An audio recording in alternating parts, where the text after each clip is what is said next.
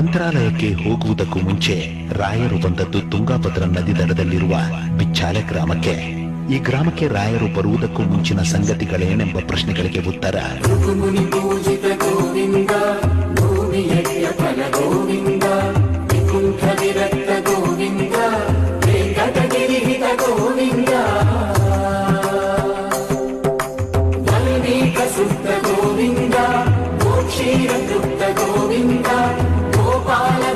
ಗೋವಿಂದ ಕುಲಾವರ್ಧಿತ ಗೋವಿಂದ ಗೋವಿಂದ ಹರಿ ಗೋವಿಂದ ಗೋಕುಲನಂದನ ಗೋವಿಂದ ಗೋವಿಂದ ಗಿರಿ ಗೋವಿಂದ ಶ್ರೀ ವೆಂಕಟೇಶ ಗೋವಿಂದ. ರಾಯರ ತಂದೆ ತಾಯಿ ತಿರುಪತಿ ಬೆಟ್ಟವನ್ನ ಹತ್ತುತ್ತಾರೆ. ಸುಪುತ್ರನನ್ನ ಕರುಣಿಸುವಂತೆ ತಿಮ್ಮಪ್ಪನಲ್ಲಿ ಬೇಡುತ್ತಾರೆ. ಅಂದು ತಿರುಮಲದಲ್ಲಿ ಮಲಗಿರಬೇಕಾದ್ರೆ ಸಾಕ್ಷಾತ್ ಲಕ್ಷ್ಮೀ ವೆಂಕಟೇಶ್ವರ ಸ್ವಾಮಿಗಳು ಕನಸಲ್ಲಿ ದರ್ಶನ ನೀಡುತ್ತಾರೆ.